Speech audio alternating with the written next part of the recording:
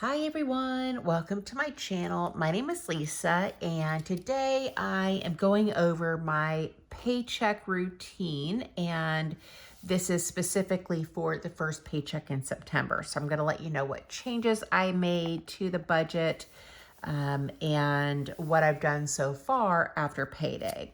So the first thing that definitely changed was my income. So I had budgeted $18.32, but what I actually received was $20.34.41. I did get a small cost of living increase, which was 3%.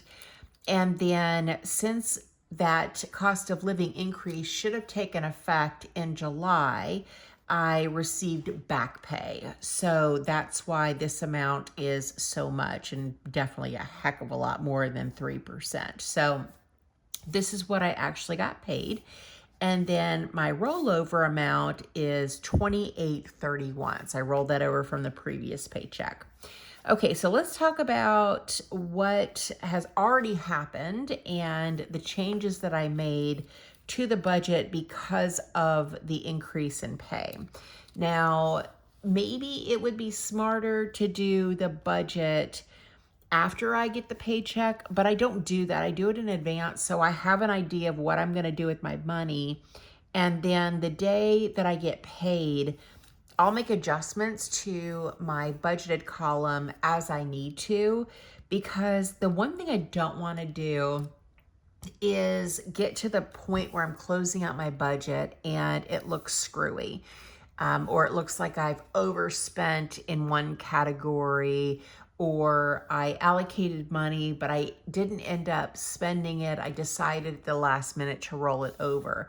I don't want to skew my numbers in that way. So I pivot and I changed my budgeted amount.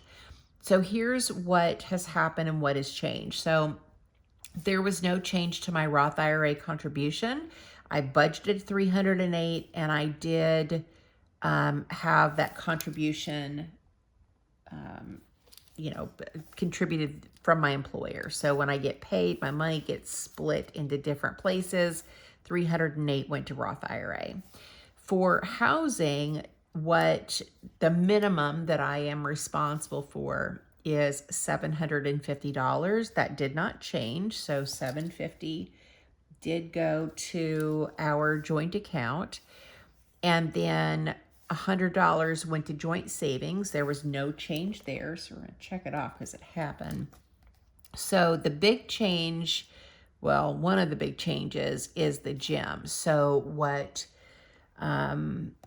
I ended up having to budget is 131, because not only did my regular gym fees come out, but also that yearly fee that they charge you for equipment maintenance and all of the things. It's like a baloney charge, but whatever.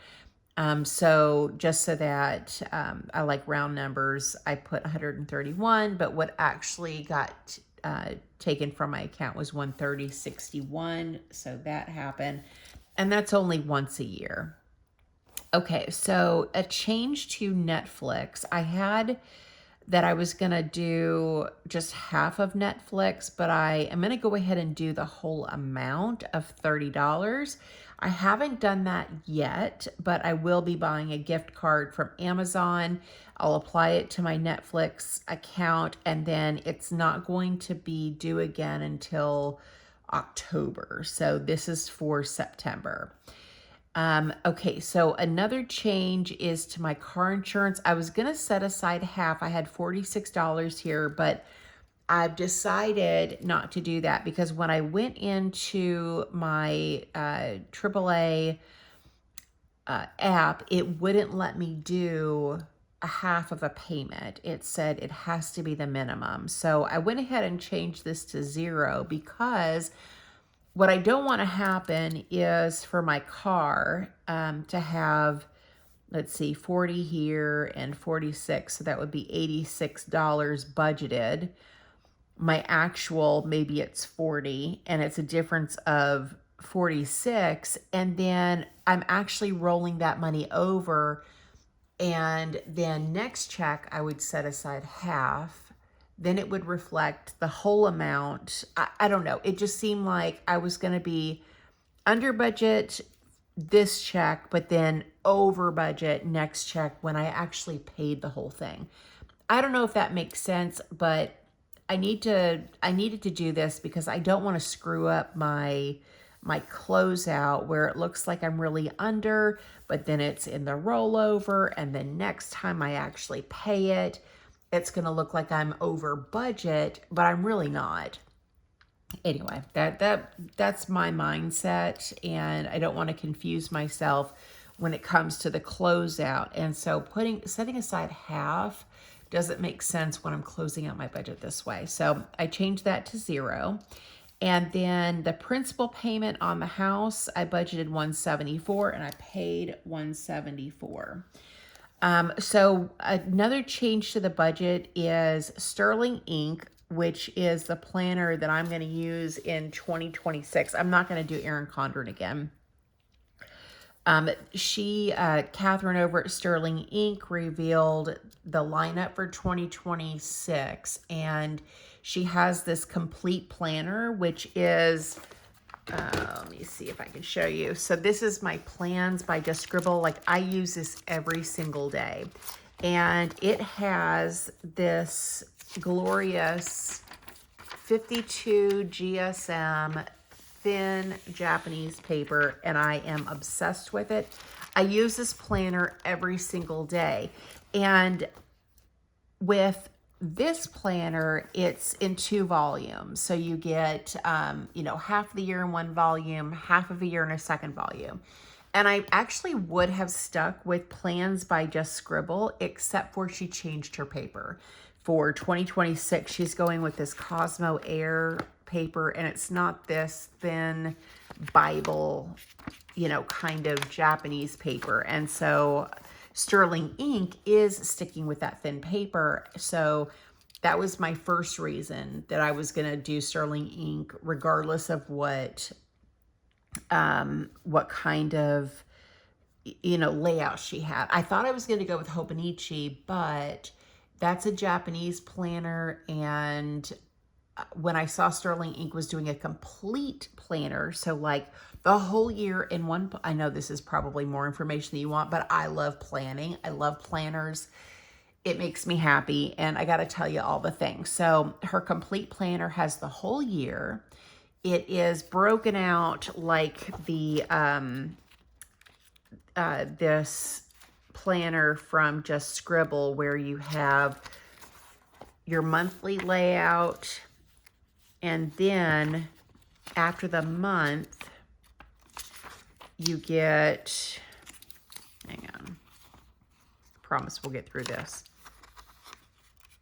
Okay, then you get the weekly, and I'm going to switch to a vertical. This is horizontal, but you get your week time blocked on a 2-page spread for the week. And then for this week, like the 1st, the 7th, then you get a page for each day. And then it repeats. And then after the daily pages, then you get the next week. And then it goes into the daily pages, then the next week, and then daily pages. And then after all of the weeks for the month, then it jumps back to the monthly. Hopefully that makes sense. Anyway, I'm really freaking excited about it. And she's launching on September the 5th. I don't know how much it is. Have no clue. But I went ahead and budgeted $120. It's not going to be that much. It's not even going to, I probably is only going to be about $70 or $80. Maybe $100 at like the high end, but I'm going to use it every single day. So that's what I budgeted, but I don't know how much it's going to be yet. So who knows? But I did budget $120.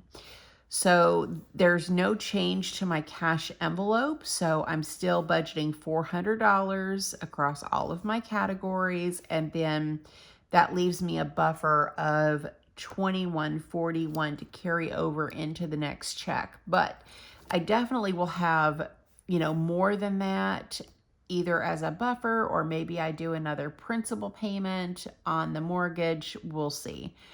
But that is what has changed for the budget. So I just wanted to check in real quick, tell you what's already happened, how much my pay was, and I'm guessing because the raises normally happen middle of July. So this is, I think, 4 paychecks worth of back pay, maybe 5. So let's see, 1832 minus 2034. So let's say it's $202. So if it's 4 checks, that would be $50 a check. And if it's 5 checks, it'd be 40. So maybe for my next September budget, maybe I'll budget $40 extra just to go on the low end. I don't know what it's going to be because it has back pay in there. But $40 extra to go to the mortgage. Yay, I'll take it. So I think that is everything for this video. Let me know what you think about the changes that I made to the budget. Let me know what you do. If you have to pivot on payday, do you rework your budget, or do you just bite the bullet and make your actual different, even though your spending hasn't exactly happened yet, right? So if I made a change to groceries, let's say I wanted to take that extra $20 and dump it in my grocery budget, it really isn't in the actual because it hasn't happened yet. I don't know that I'm going to spend that much. You know what I mean? So like the planner, I don't know how much I'm going to spend. So I need to put something in budgeted, and then I'll come back and do the actual later. Does that make sense? So let me know what you do. I would like to know. And let me know what you think about, my reason for not wanting to set aside half in, as far as like the budget closeout. And let me know what you do if you set aside half of your money and then you also do a closeout. Because when I used to set aside half of my income for certain things, I was doing, like cash envelopes or something, and I wasn't doing a closeout. So it didn't matter if it didn't get spent during that pay cycle. Okay, well, I think I'm done rambling now. Thank you guys so much for watching. Thank you for supporting my channel, and I hope you guys have a great day or night wherever you're at. Bye.